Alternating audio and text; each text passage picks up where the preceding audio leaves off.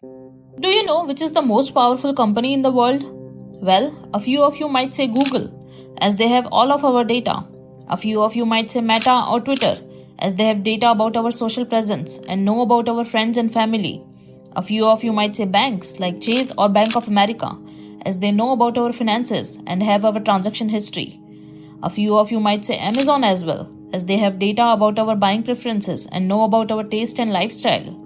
But all of this is wrong. The most powerful company in the world is the one you might have never heard of. It is the company that owns almost the entire world. They own almost 90% of the media, major pharmaceutical companies, banks, food and beverage companies, oil and gas, retail and e-commerce, and they oversee almost 10% of the stocks traded worldwide. This company is Blackrock. Blackrock is the largest asset management company in the world and manages $10 trillion of assets, which is worth 40% of America's total GDP. A company that is so powerful that the US government relied on them in the last two recessions, in the bailout of other companies. BlackRock is known as the world's largest shadow bank that not only owns the assets of wealthy investors but also owns pension funds, college funds, sovereign wealth funds, and has investment in many Fortune 500 companies. In this video, we'll talk about BlackRock and see how just a 35-year-old company became the largest asset management company in the world. How its co-founder and CEO Larry Fenk became the most influential person, having control in government policies and decisions as well. And finally, we'll see how BlackRock controlling the world can be dangerous for us. So if you are interested to know more about the rise of this most powerful and influential shadow bank in the world, then stick around. The story of BlackRock starts with Larry Fink, who was born in 1952 in California. Larry earned a degree in political science from UCLA and then MBA in real estate. After that, he started his career in investment banking with First Boston Bank in New York City. Soon, he became a successful banker and made a mark in the financial world. He became the highest earning employee at the bank and also added almost $1 billion to First Boston's bottom line. In 1986, after incorrect predictions of interest rate by his department, he made a loss of $100 million and had to leave the firm.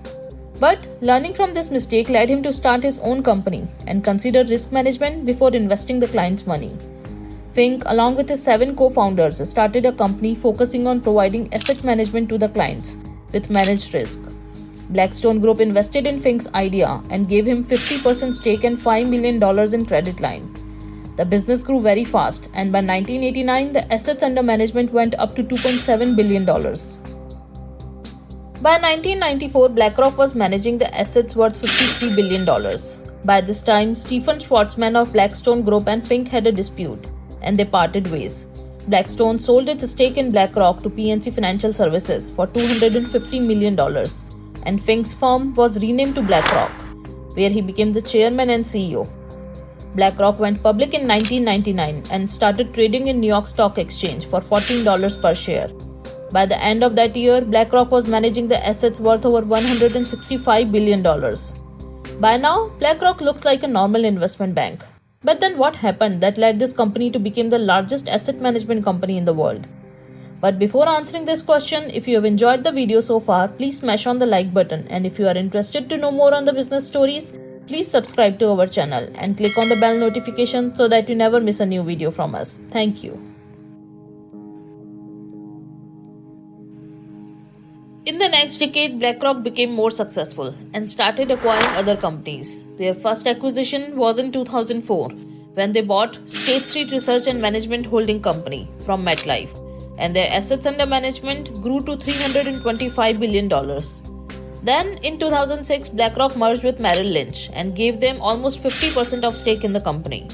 In 2009, BlackRock did its most profitable deal, acquiring Barclays Global Investors, which included Barclays ETF business, iShares, for a 20% stake in BlackRock. After this deal, BlackRock became the largest asset management company in the world. Today, iShares is one of the most heavily traded ETF in the stock market, with 35% of market share.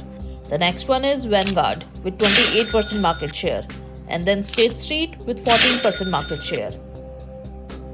While the mergers and acquisitions played a big role in the success of BlackRock, a lot of credit goes to the visionary Fink.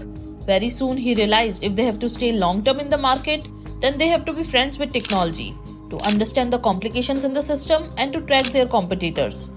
With this vision, BlackRock started Aladdin. Though this Aladdin is not the magic lamp from Arabian Nights, it's nothing less than that. Aladdin, which is an acronym for Asset, Liability, Debt and Derivative Investment Network, is a unified platform for investment risk and portfolio management. It is also a trading platform and keeps track of more than 30,000 investment portfolios of BlackRock and its competitors. Aladdin was started to handle only BlackRock's business, but today it is a widely used tool for investment management and oversees about 1/10 of the global stock market.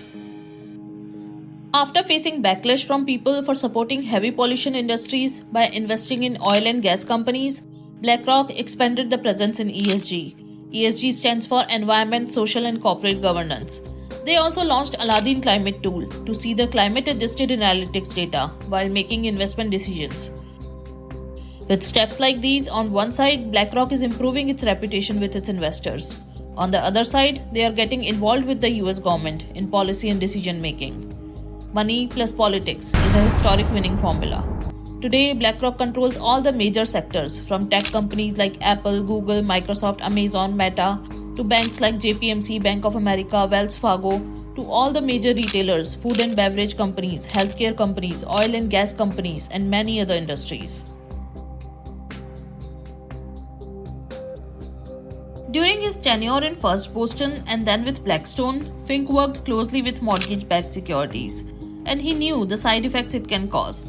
While every other bank in Wall Street was working with these securities to make money, BlackRock was building its asset management empire. And this vision sealed BlackRock from the financial crisis of 2008. In fact, its reputation was such that the US government contracted BlackRock for help in the crisis and to manage the toxic assets from firms like Bear Stearns, AIG and Lehman Brothers. All of this handling happened in closed doors with no competitive bidding. Government got expert hands to clean up the mess. BlackRock made money out of these contracts, and Fenk became the most powerful person in the Wall Street. Win-win deal for everyone. But Wall Street and the recession are long-time buddies and never gonna leave each other. But whenever they meet, it creates problems for the government. So history was repeated in 2020 financial crisis due to COVID-19. And once again, Fenk was invited by the Federal Reserve to manage their investments and to protect them from a coronavirus-led recession. Now Larry Fenk is not only managing the assets for the wealthy, he is managing the financial crisis for the largest economy in the world. In August 2022, BlackRock became the first foreign company to set up the mutual funds business in China.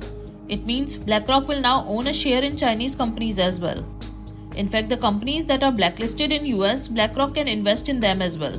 And they invested in 2 such companies. The first one is Hikvision, which is the world's largest manufacturer of surveillance technology. Another one is iFlyTech, which is a voice recognition and an AI company. BlackRock has been criticized for investing in these companies. Consumers Research Group rolled out advertisements and billboards in New York City, along with a website named BlackRockLovesChina.com. The concern is that all this money for the investment in China is coming from the hard-earned retirement savings of Americans, and BlackRock is using it to bet on China's success. With its global investment in the world's top companies and involvement with the government, BlackRock is becoming bigger and more powerful. But the important question is, why does the normal person not know about all this? BlackRock is still a hardly known name to many people. Well, if you can guess, the answer is very simple. People don't know BlackRock because BlackRock don't want people to know them. BlackRock owns a big part of media with 18% stake in Fox, 16% stake in CBS, 13% stake in Comcast that owns NBC, MSNBC, CNBC and Sky. If BlackRock wants, they can become a household name without making much effort. But controlling the media is important for BlackRock, as they understand the consequences of everyone knowing what and how much they own. But this much power in one place is not good for economies, as companies now have to consult with BlackRock before making any policies and decisions. BlackRock oversees a lot of data as well, and with the majority stake in other tech companies and financial firms, they have access to all our search data, social media information, and other banking details. BlackRock directly or indirectly has access to almost all the information present in the world. BlackRock is not going to stop, and with every investment, it is becoming more big and more powerful. and it is very, very dangerous for any democracy. So that's about BlackRock today. Let us know what you think about this company. Do you own any of their financial products? Let us know in the comments below. If you have enjoyed this video, please do like it. If you are new here, please subscribe to our channel and help us grow. We are trying to bring more amazing business stories to you. Also, let us know what other business stories you would like to see. With that said, I shall catch you in the next one. Thank you and have a nice day.